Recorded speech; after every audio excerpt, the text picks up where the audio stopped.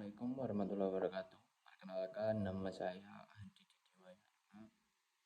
Di sini saya akan menggarap atau menugas tugas membuat video dengan tema klip. Nanti klip akan saya sediakan di pertengahan perkenalan. Saya Dewa, bisa dipanggil Dewa dengan NIM berakhirkan 212 kelas D.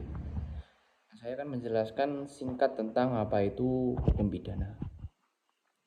Hukum pidana atau hukum kriminal adalah keseluruhan dari peraturan-peraturan yang menentukan perbuatan apa yang dilarang dan termasuk ke dalam tindakan pidana serta menentukan hukuman apa yang pantas untuk mereka yang melakukan sebuah pidana.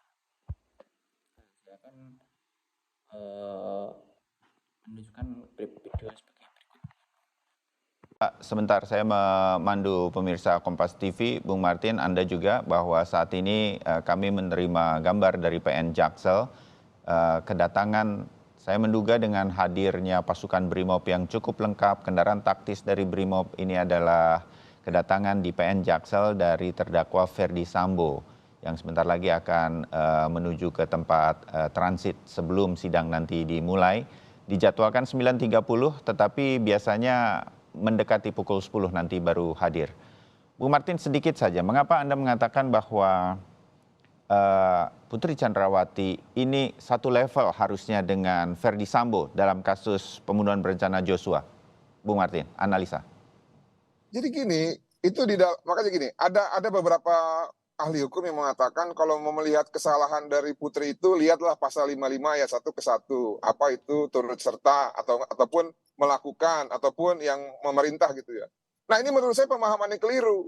Ya, kenapa keliru? Karena kan primernya adalah pasal 340. Jadi yang dilihat itu adalah yang paling tepat ya, selain subjek hukumnya, naturally itu ya, barang siapa, yang dilihat itu adalah dengan sengaja dan dengan rencana terlebih dahulu. Siapa yang pertama kali memiliki niat jahat, siapa yang pertama kali membuat suatu perencanaan, itulah pelaku utama. Nah, dalam hal ini kan banyak yang bilang Richard Eliezer itu pelaku utama. Menurut saya keliru. Kenapa keliru?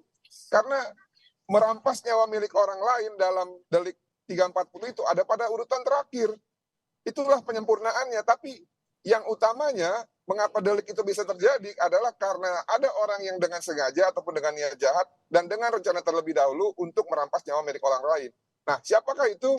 Menurut pembuktian dari jaksa penuntut umum, dialah Putri Chandrawati dan Ferdi Sambo.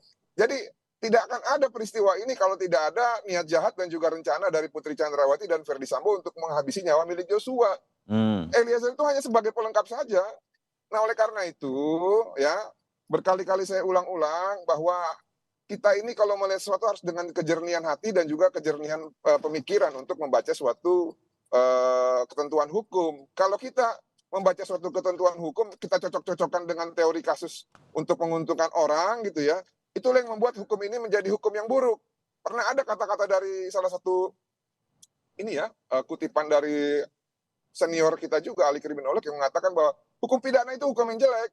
Ya, apabila dipegang sama orang yang jelek, maka hancurlah hukum itu.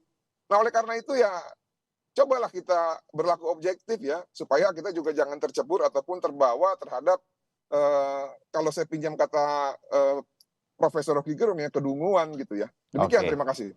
Baik, Bung Martin, kita jeda dulu dan nanti setelah jeda juga akan bergabung di studio pakar hukum pidana Jamin Ginting. Tetap bersama kami untuk Breaking News Kompas TV. Kasus Sambo tentang pembunuhan Nofriansah Yosua, Huta Barat. Pembunuhan Brigadir Polisi Nofriansah Yosua alias Brigadir J atau Brigadir Y terjadi pada tanggal 8 Juli 2022 di rumah dinas Inspektur Jenderal Polisi Ferdi Sambo. Kata lain dari kasus tersebut ialah kasus penembakan Brigadir J, kasus kematian Brigadir J, kasus polisi tembak polisi, atau bisa singkatnya dengan penyalahgunaan kekuasaan.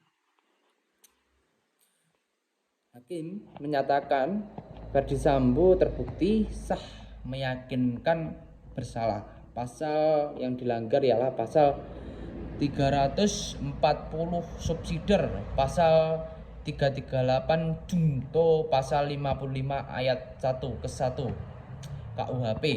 Selain itu, hakim juga menilai Ferdi Sambo terbukti melanggar pasal 49 junto pasal 33 UU nomor 19 tahun 2016 tentang perubahan atas UU nomor 11 2008 tentang ITE. Hakim menentukan hukuman mati bagi terpidana Ferdi Sambo.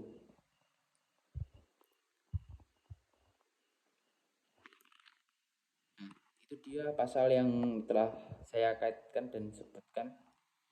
Terima kasih atas menyaksikan video saya ini. Selamat malam. Wassalamualaikum warahmatullahi wabarakatuh.